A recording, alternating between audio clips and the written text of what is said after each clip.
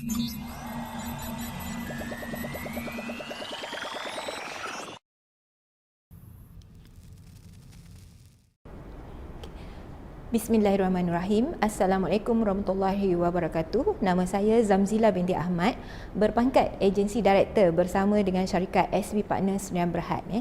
Pada hari ini, saya ingin berkongsi dengan anda bagaimana tip untuk seorang kaki tangan kerajaan untuk miliki rumah ataupun memohon loan pinjaman perumahan.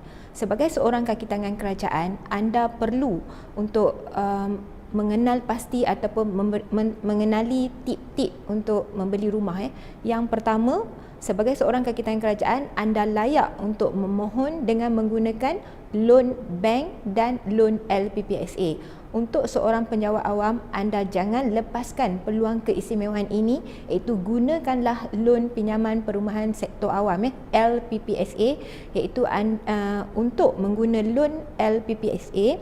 Pertama sekali, anda perlu sah jawatan, dan nombor dua, anda perlu dapat surat taraf berpencen ataupun KWSP. Dan nombor dua ialah anda perlu selia urus payslip anda, iaitu memastikan segala pinjaman yang terdapat di dalam payslip anda adalah pinjaman ataupun pemotongan yang perlu diletakkan di situ. Yang tak perlu, anda jangan letakkan. Contohnya, anda perlu berdisiplin. Sedaya upaya cuba elakkan melakukan pinjaman peribadi, sebab pinjaman peribadi ini akan menyebabkan kadar kelulusan loan perumahan anda akan berkurangan. Contohnya, daripada sepatutnya anda layak 400,000, tetapi disebabkan anda apply loan peribadi, ini akan menyebabkan loan perumahan anda cuma layak 200,000 saja. Memang sangat rugi. Oleh itu, saya menyarankan anda untuk menselia uruskan payslip anda supaya tidak ada potongan peribadi, loan peribadi, dan tidak ada pemotongan untuk loan kenderaan. Serta anda juga kalau bolehlah anda jangan letakkan potongan untuk income tax ataupun untuk LHDN. Dan selain daripada itu, anda juga perlu mengurangkan segala pemotongan lain, yang lain-lain koperasi macam tu, dan pinjaman-pinjaman apa yang ada pinjaman untuk anda, seharusnya anda tidak perlu meletakkan di dalam payslip anda. Dan anda perlu memastikan segala pemotongan untuk segala hutang ataupun komitmen anda di luar itu memang tepat dipotong. Bukanlah walaupun pemotongan itu, pinjaman itu sudah selesai, tapi pemotongan still berjalan di dalam payslip anda. Jadi segala pemotongan di dalam payslip anda, anda perlu sentiasa tengok. Sometimes, kadang-kadang kita pun tak boleh nak nian, sebab ini semua adalah memang semua kerja manusia kan. Memang kita kena sentiasa pantau lah kita punya payslip. Kalau kita berkelayakan untuk nak dapat loan yang tinggi disebabkan oleh kecuaian kita sendiri, itu akan menyebabkan kelayakan pinjaman kita akan turun. Dan anda juga perlu untuk memastikan bahawa setiap tahun kita ada setiap ketangan kerajaan ada bulan kenaikan gajinya. Anda kena tahu pada bulan bila anda naik gaji, sama ada pada bulan Januari ataupun pada bulan April ataupun pada bulan Julai ataupun pada bulan Oktober. Anda kena tahu, kena pastikan. Memang pengalaman saya, inilah 4 bulan yang setiap tahun ada kenaikan gaji. Tapi anda kena perlu pastikan. Dan pengalaman saya jumpa dengan penjawat awam, memang bila saya tanya kenaikan tahunan, gaji kenaikan tahunan bila, dia sendiri pun tak tahu. Jadi kita kena tahu gaji kita. Bab kata kita kena jaga kita. Okey, itu yang perlu ataupun tip yang paling utama sekali, iaitu pastikan anda kena tahu yang sebenarnya anda layak untuk memohon bersama dengan LPPSA ataupun bank. Nombor dua, pastikan anda memang sudah disahkan jawatan anda. Dan nombor tiga, anda memang sudah mendapat surat taraf berpencen. Dan anda juga perlu selia urus payslip anda supaya tidak ada potongan yang tak sepatutnya. dan anda pastikan kenaikan gaji tahunan anda memang tetap naik pada bulan sepatutnya.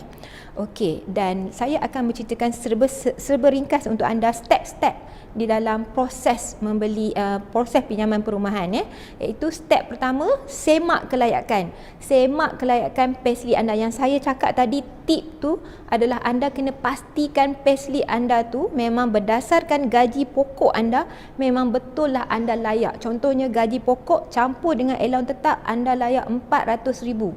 Setelah ditolak kepada sebelah kanan adalah komitmen anda, anda kena pastikan memang gaji anda, kadar bersih gaji anda adalah contohnya 80%, 90%. Itu memang bagus untuk anda buat loan rumah. Jadi loan rumah anda akan naik, akan tinggi. Jadi anda first semak kelayakan. Nombor 2, semak kemampuan. Semak kemampuan pun amat perlu. Contohnya kita layak 1 juta. 1 juta sebulan kita potong 5,000. Nanti gaji kita tinggal berapa? Itu memang penting untuk seliaan untuk family kita. Okey, survey rumah. Survey rumah ni pun penting. Nanti orang boleh cakap, okey, rumah ni dekat sini, rumah tu dekat situ, rumah tu cantik. Bila tengok-tengok, especially untuk subsale, anda kena tahu, anda kena pastikan rumah anda tu boleh diduduki ataupun tidak. Kalau rumah baru, alhamdulillah, bab mutu kualiti rumah insya-Allah okey.